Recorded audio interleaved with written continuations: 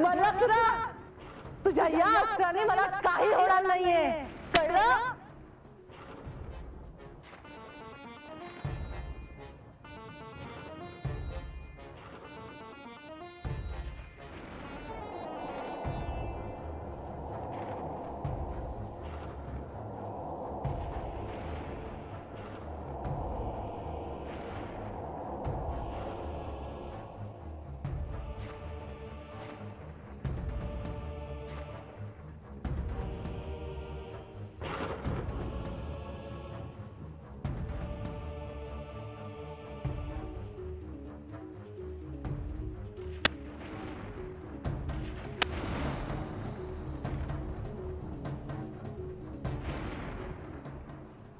घृतमारी, आता तुला चांगलं शासन करतो.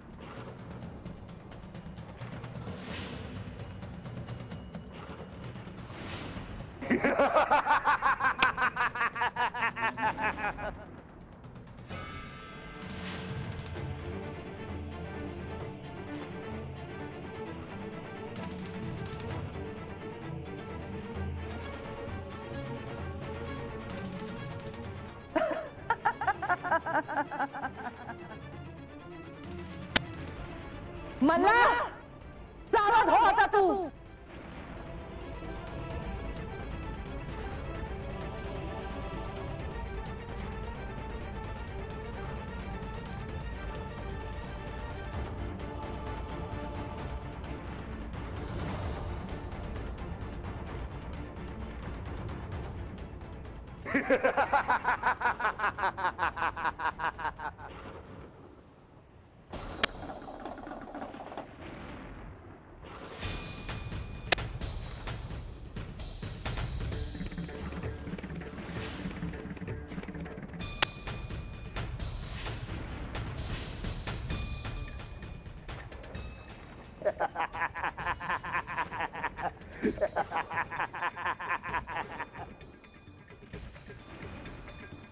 घृतमारी, तुला मी कमी लेखलं, पण आता तुलाही कळेल की हा मल्लासूर काय येते.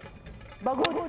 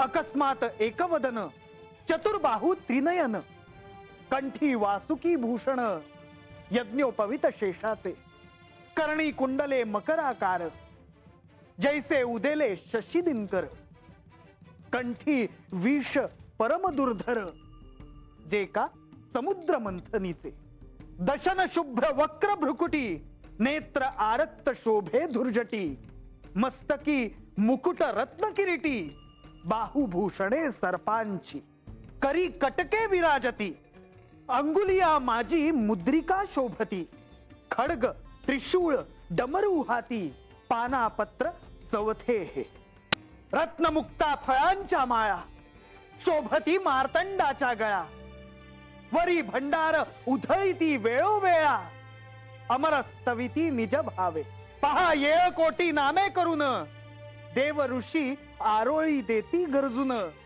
गुलाल भंडारे करून, आच्छादिती भैरवासी. नारायण नारायण. युद्धभूमीवर श्री मार्तंड भैरवांसोबत सर्व देव, पंचमहाभूत आणि शुभ शक्ती उपस्थित होत्या. युद्धासाठी श्री खंडेरायांनी घृतमारीला पाठवून कशी चूक केली आहे असे मल्लासूर सांगू लागला. त्याचा आवेश जणू त्यांनी युद्ध जिंकले आहे असाच होता.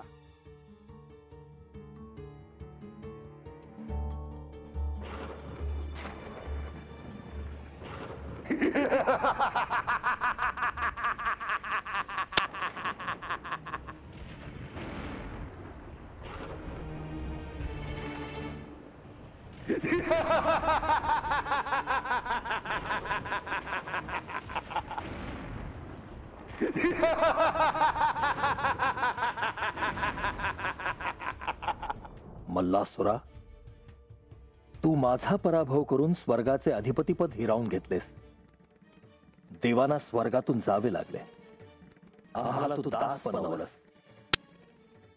परंतु आता श्री मार्तंड भैरवांच्या कृपाशीर्वादामुळे त्रैलोक्यात पुन्हा देवांची सत्ता प्रस्थापित होणार यात शंका नाही.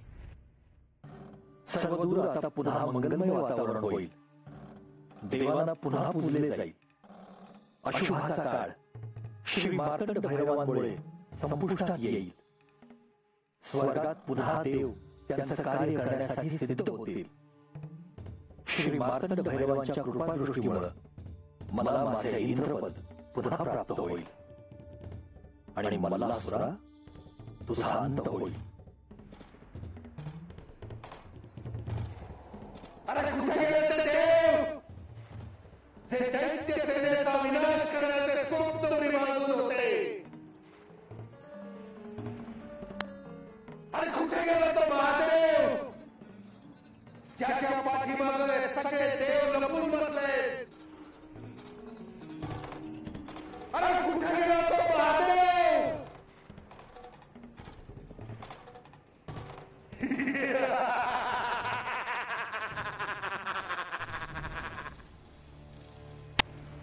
अरे महादेव, माझे सामर्थ्य पाहून तू घाबरलास की काय? आणि म्हणून माझ्याशी युद्ध करायला एका स्त्रीला पाठवले? अरे ही काय बुद्धी झाली? अरे जर तुझ्या बळ असेल तर ये आणि माझ्याशी युद्ध कर.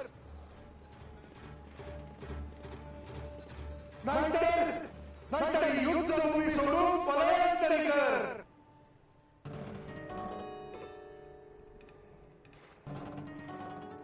मल्लासुरा, हे तू नाही तर तुला चढलेली युद्धाची धुंदी बोलते आहे.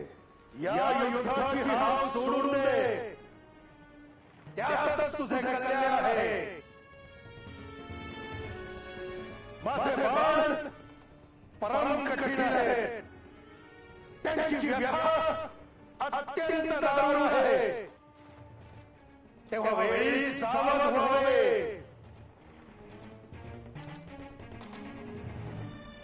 अरे तुझे सामर्थ्य आता माझ्या पुढे चालणार नाही हे ध्यानात असू दे. तुझ्या सामर्थ्याची माझ्या सामर्थ्याबरोबर तुलना कशी करतोस तू?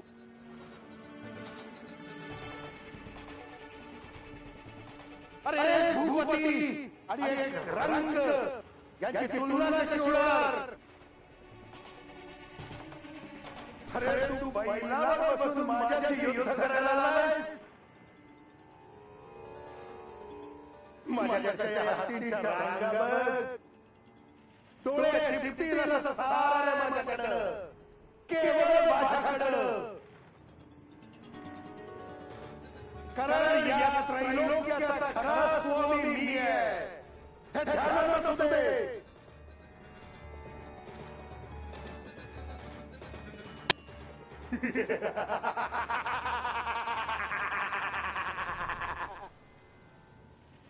अरे मूर्ख दैत्या, तू हे जे काही बोलतोय त्याचं कारण केवळ तुझा अहंकार आहे. मी तुला याआधी सांगितलं होतं, तू तुझा अहंकार सोडून दे. परंतु नाही, तुला तितकी बुद्धीच नाही. आता या क्षणी तुझा विनाश अटळ आहे.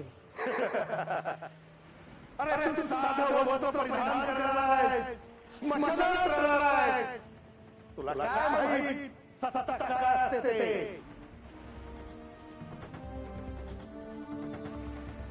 आणि तरीही तुझं माझ्याशी युद्ध करण्याचं धाडस तरी कसं झालं? मल्लासुरा, तुझा अंत आता निश्चितच समोर आला आहे, परंतु तुला ते दिसत नाही. आता तुझा मृत्यू अटळ आहे. श्री महादेवांना शरण जाण्याखेरीज तुझ्याकडे दुसरा मार्गच नाही. परंतु आता तेही शक्य होईल असं मला वाटत नाही. अरे माझ्या भूषणांकडे बघ, सोन्याचे अलंकार घातले मी, आणि तू तुझ्याकडे काय आहे? गळ्यात साप घेऊन मिळवतोस तू, आणि माझ्याशी तुलना कसली करतोस? अरे मी तर आहेस, पण माझे पाचही पुत्र शूर आहेत. आणि तुला दोन पुत्र आहेत. एकाला हत्तीचे मुख आहे आणि मूषकाचे वाहन आहे, आणि दुसऱ्या पुत्रास 12 डोळे आहेत तुझ्या, मयूरचे वाहन आहे.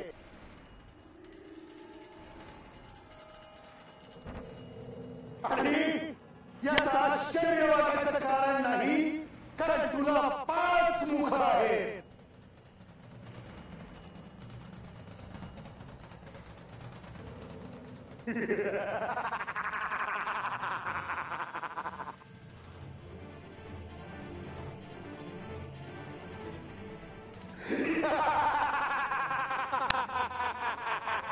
मल्लासुरा, मला आज्ञा नाही म्हणून, नाही तर या क्षणी मी तुझा अंत केला असता.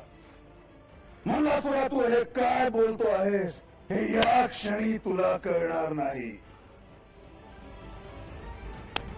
तू शिवनिंदा करण्याचे धाडस केलेच कसे? अरे क्षणार्धात भस्म होऊन जाशील.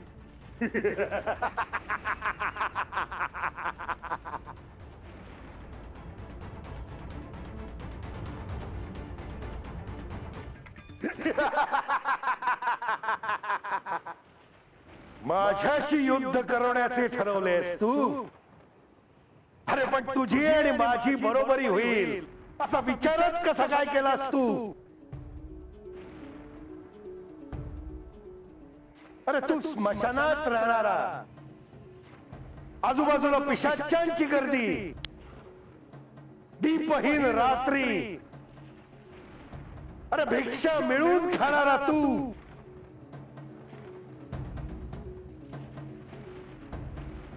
तुझी आणि माझी बरोबरी ना युद्धात होऊ शकते ना संपत्तीत.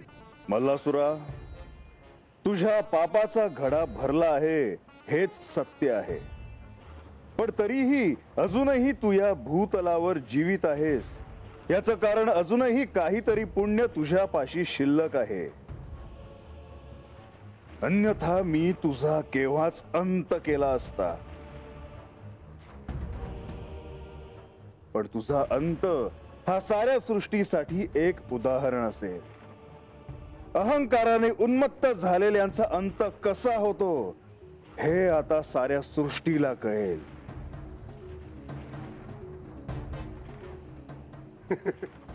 अरे महादेवा, मी युद्धातून माघार घ्यावी म्हणून विष्णूंना दूत म्हणून पाठवलंस तू. याचाच अर्थ तुला माझी भीती वाटत होती. हेच सत्य आहे.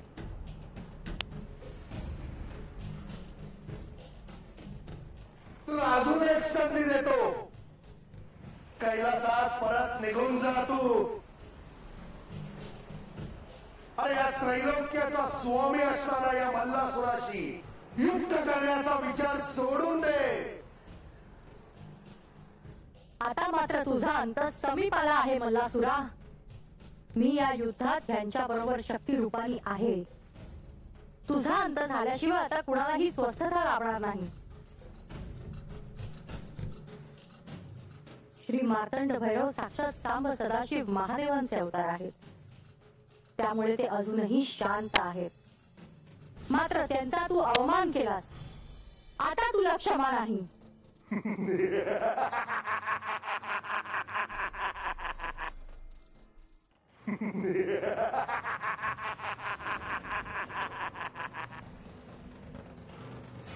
अरे अजून तू इथेच आहेस? याचा अर्थ तुला माझी भीती वाटत नाही तर? मल्लासुरा, हे तू नाही तर तुझे पाप कर्म बोलत आहे. मल्लासुरा, आता मी तुझा अंत करणार आहे यात काहीच शंका नाही. तेव्हा तसेच हो तुझ्या अंताला. हो, बघू कोण कोणाचा अंत करताय ते.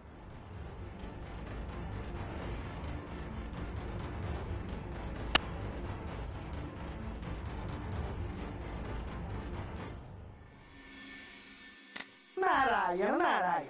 श्री वीरभद्राने या युद्धात आधीच अनेक दैत्यांची मस्तके छाटून टाकली होती. मल्लासुराचे अनेक चक्रव्यूह भेदले होते.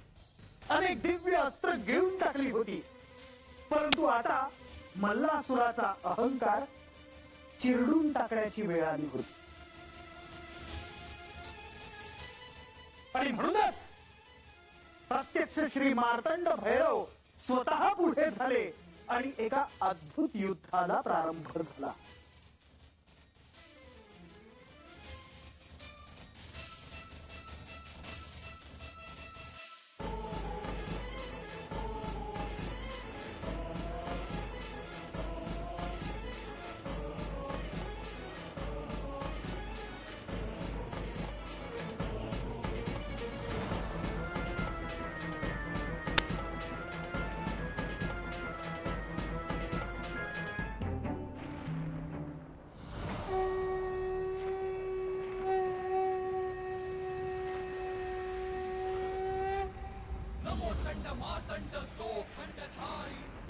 महाराज